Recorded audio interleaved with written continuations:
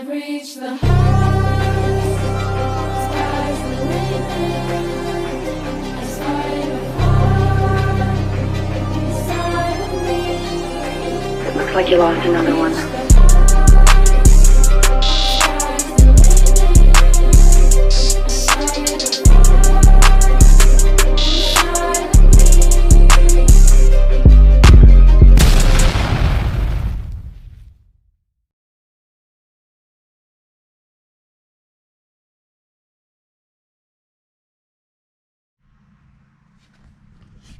Alright, so what is up, YouTube? I'm back and I'm trying to make some videos, man. I'm trying to, oh my god, it's hot. But yeah, I'm back. I finally got my hatchback running after about a year sitting. Had a spun bearing, but we're not worried about that today. On today's agenda, we have EG hatch on our list today that a customer has dropped off for some work. I gotta look at the exhaust because the exhaust is rattling pretty bad. We're gonna hang it. So yeah, we got some AEM gauges in a Honda that's gonna be getting installed into this car. So and I'm gonna be doing a tune on it. So after I do the gauges, but I won't be doing a pull because it did have a oil pressure light flickering on it, but possibly could be the sensor. So, but this thing is pretty clean. I like it. It does have an airbrushed hood, but he did a wrap over it.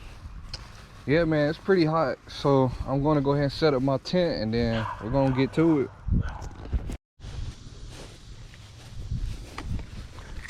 Yeah, I'm not gonna really do too much talking. I'm not really a fan when I vlog about, you know, talking. I don't want to bore people to death when I make videos. But I will be getting more videos put out. A lot more videos. I've been slacking. I have probably about 15-20 videos I could make just alone on my Accord Progress whenever I did the swap on that with the interior and the engine and ABS Delete. But yeah, man, this hatch is pretty nice, man. I like it. I do want an EG hatch for myself, but you know, I'll just stick with the EK over there. You know, you don't see many of those floating around anymore. But yeah, it does have an H2B in it. Really big, has some really big hood spacers there. I used to run those in my coupe, but I took them off because I got tired of rain, getting my dress up bolts dirty. But yeah, so I'm gonna go ahead and just move it in front of my building. I'm gonna set up my tent and then I'm gonna lay some tarp down. Actually, I should lay the tarp down first. So I guess what I'm gonna do is I'm gonna just go ahead and start this and let it get warmed up, and then I'll move it over there on top of the tarp. So we got it pulled up. I'm about to go get my tent, and then I'm gonna set my tent up so I can have some shade. Then I'm gonna plug my fan in so I can have a breeze, and then I'm gonna get to wiring up the gauges. I got my laptop and stuff out in the sun, but we got Honda Ford and a water temp gauge and an AFR gauge. And once I'm done installing the gauges, I'm gonna look for oil pressure sensor because I know I got a couple laying around. I know I have plenty of those laying around. I mean, I have a B20 block back here that actually has one on it that looks pretty new. We got a spider right here, but okay, it doesn't look to be in bad condition. So yeah, I'll definitely get that changed out because I just believe it's a bad sensor with the way it's flickering. But I told him if it really was low oil pressure, bro, you wouldn't have made it to my house with it being on the whole time. But yeah, we're gonna get to it. I gotta go get my tent, set it up. Damn.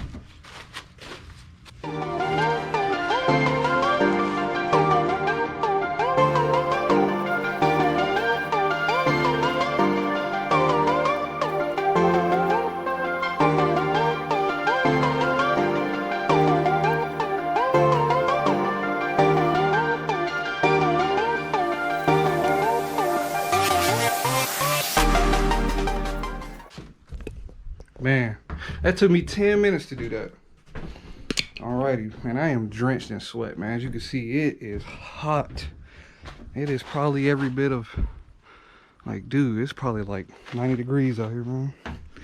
So I'm gonna go ahead. The tent is up. Now I have shade.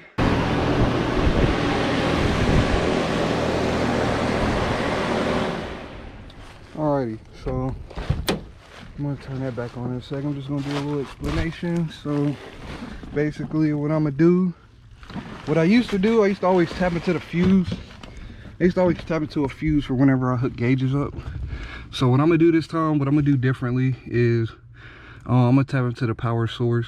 I'm gonna tap into the fuse box with the connector instead. Just that whenever I install gauges, because like on my car I just put it in a fuse. But I'm gonna start doing this because even if this was to get overloaded, it would pop a certain fuse in the fuse box, like whichever one is connected to. So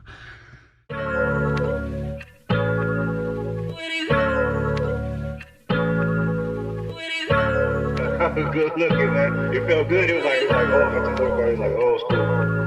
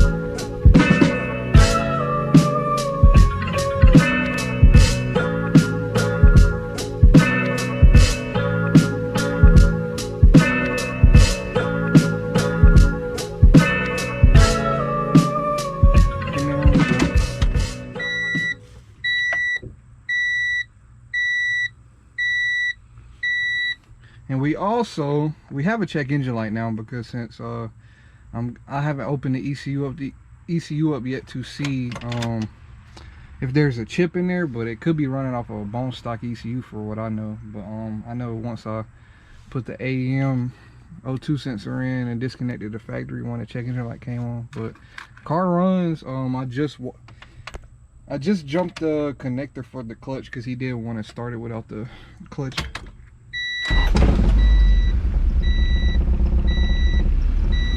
But yeah, we got a check engine light on, but we did fix the oil pressure light issue.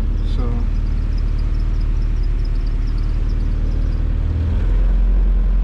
I mean, it's not running bad. I mean, it's a little lean, so I mean, it is an H22 on a P06, so it could possibly be on a chip for all I know. But so yeah, I put it was actually a brand new sensor that I had laying around. It was a brand new oil pressure sensor. I put it in, and no more flickering. And also it had one of those like oil pressure sensors where, you know, it has like the connector, it has like the wire coming off of it. I don't think those are pretty good. I usually go with factory. But new oil pressure sensor, I got everything wired up. The only thing left to do, because for some reason his kit, it could just be the kit, but his kit didn't come with the connector to splice open like a hose. Autos don't probably carry it, but what I'm gonna do is, because his harness reaches, so what I'm gonna do, I'm thinking about taking off the thermostat housing and drilling and tapping it with I'm either thinking about tapping this or just drilling a hole off to the side or something. Drill like a hole right here and tap into it, plug it in. I might have to extend the harness a little bit for the gauge, but that won't be no worries.